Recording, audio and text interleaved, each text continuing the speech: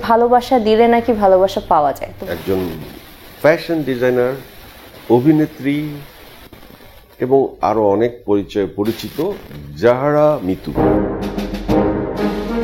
জাহরা মিতু, আমি প্রথম তাকে চিনতাম নায়িকা হিসেবে এবং খুব সম্ভাবনাময় নায়িকা। তারপর জানলাম সে লেখিকা, তারপর জানলাম আরো একে একে একে একে অনেক গুণের কথা। এখন আজকে জানলাম সে ফ্যাশন ডিজাইনার। শুধু ফ্যাশন ডিজাইনারই না, সে এটা তার ব্রেড অ্যান্ড বাটার। তো আমার জানার মধ্যেই অনেক লেয়ার। এতগুলো পরিচয় কি দরকার ছিল জীবনে? আসলে পরিচয় যে দরকার তেমনটা না, কারণ আমার মনে হয় আসলে আমি সবসময় চেষ্টা করেছি আমার প্রত্যেকটা দিন যখনই আমি দেখা যাচ্ছে কোনো সময় আমার কাছে ডিজাইনিংয়ের কোনো একটা অফার আসছে সেটা কাজ করার, কখনো লেখালেখি আসছে মাথার মধ্যে সেটা লেখালেখি করার, আমি আমার কাজটুকু করে গেছি। এবং কাজের মধ্যে দেখা গেছে যে ধাপে ধাপে হচ্ছে আমার সাথে একটু একটু করে বিশেষণ যোগ হচ্ছে নামের সাথে।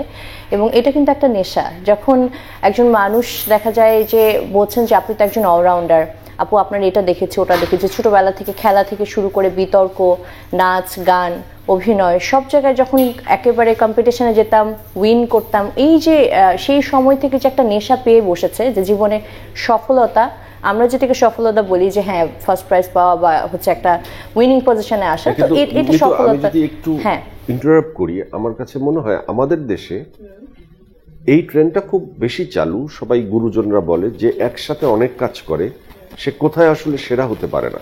তো তোমার বা আরেকজনের বা আমার যদি অনেক গুণও থাকে, কিছু গুণ নিজের অজান্তে গোপন করে কিছু কাজে ফোকাস করে বা একটি কাজে ফোকাস করে সেখানে স্পেশালাইজড হওয়াটা বেশি জরুরি। এটা আমি নিজেও মানি, এজন্যই কিন্তু আমি ডিজাইনিংটাকে আমার ব্রেড অ্যান্ড বাটার বলি। যে আমার এই ডিসিশনটা তুমি নিয়ে নিয়েছো অনেক আগে থেকে, ফ্যাশন ডিজাইনার অনেক আগে থেকে। এক্স্যাক্টলি, আমার ফার্স্ট প্রফেশনই হচ্ছে ফ্যাশন ডিজাইনিং। এরপরে বাকি সবকিছু এবং যেগুলো আছে সেগুলো কিন্তু আমি ফিনান্সিয়ালি যে সেখান থেকে আমি বেনিফিট খুব একটা পাবো এটা আমি আগে থেকে চিন্তা করি না। তুমি একজন অভিনেত্রী, এটা তোমার এক্সট্রা কারিকুলার অ্যাক্টিভিটিস এবং সবথেকে বড় কথা এটা আমার নেশায় পরিণত হয়ে গেছে। পরাণ ছবিটা দেখছো? হ্যাঁ দেখেছি। বিদ্যা সিনহা মিম যে ক্যারেক্টারটা করছিল পরাণে, সেই ক্যারেক্টারটায় সে বারবার প্রেমে পড়ে এবং বারবার ভুল করে। দর্শক কিন্তু ব্যাপক আনন্দ পায় সেই ক্যারেক্টারটা, যে তাকে খুবই ইনোসেন্ট মনে হচ্ছে, পরবর্তীতে আবার তার প্রতি সবাই হেসে দিচ্ছে, ঘৃণা করছে, কারণ সে বারবার প্রেমে পড়ছে। একইভাবে তুমি এই তোমার যে প্রফেশনগুলো, এগুলোর প্রেমে তুমি পড়ে যাচ্ছ ওই ক্যারেক্টারটার মতো। এবং এটা কিন্তু একটা অসুখ, কারণ তুমি যে বললা তুমি ব্রেড অ্যান্ড বাটার তোমার এই ফ্যাশন ডিজাইনিং, এটার উপর যে কনসেন্ট্রেশন তোমার থাকা উচিত সেটা তোমার থাকছে না, কারণ তুমি নেশায় আসক্ত হয়ে যাচ্ছ, কখনো অভিনয়ের, কখনো লেখা। বেসিক্যালি দেখেন প্রত্যেকটা অসুখ কিন্তু মানুষকে একইভাবে এফেক্ট করে না। কেউ 103 জ্বর নিয়েও কিন্তু দেখা যাচ্ছে যে 100 মিটার বেগে দৌড়াতে পারছে, 100 মিটারের রেস খেলতে পারছে। কেউ 98-এর উপর 99 যখন তার শরীরে তাপমাত্রা আসে তখনই সে দেখা যাচ্ছে বিছানায় পড়ে যাচ্ছে। এক একজনের সহ্য শক্তি কিন্তু এক এক রকম হয়। তো হয়তোবা আমার সহ্য শক্তি, আমি আমার সেই সময়টাকে মেনটেন করতে পারছি, আমি কাজ করতে পারছি, তুমি মানসিকভাবে আনন্দ পাচ্ছ। আমি মানসিকভাবে খুবই স্যাটিসফাইড। কিন্তু তুমি আবার ওইটাও স্বীকার করছো যে এত কিছু না করে একটা করলে আরো বেশি সাকসেসফুল হতে পারতাম। আমি আল্লাহর রহমতে সাকসেসফুল আমার ডিজাইনিং ক্যারিয়ারে, কারণ আমি ইন্টারন্যাশনাল ব্র্যান্ডগুলোর সাথে কাজ করছি।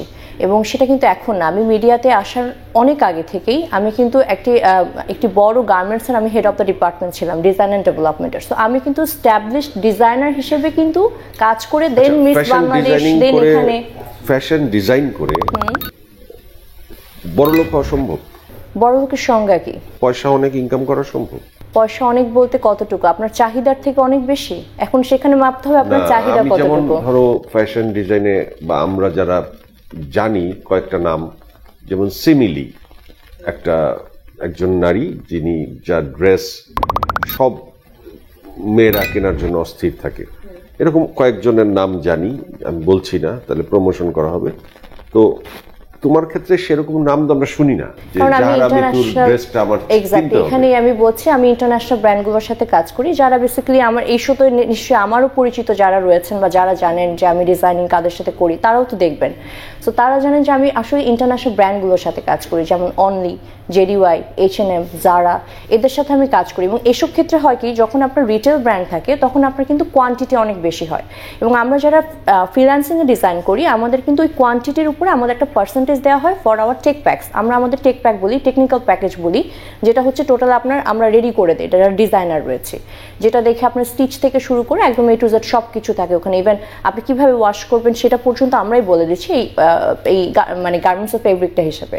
সো আমরা যখন এগুলো তৈরি করি, ধরেন আমার একটা ডিজাইন আমার অর্ডার হলো 10,000 পিস, সেখান থেকে কিন্তু আমি একরকম টাকা পাবো। একটা ডিজাইন আমার অর্ডার হলো 10 পিস, সেখান থেকে একরকম হবো।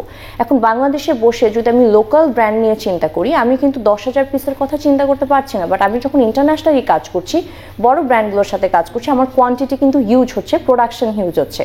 সো সেক্ষেত্রে দেখা যায় যে আমরা যারা ইন্টারন্যাশনাল লেভেলে কাজ করছি তাদের নামটা হয়তো বা আপনি পাচ্ছেন না, কারণ আমরা ডে টু ডে যে আপনি এখন যেমন যে শার্টটা পরে আছেন, সেই শার্টটা হয়তো বা আমি ডিজাইন করলাম, এই শার্টটা 5,000 পিস হলো, অর্ডার হলো।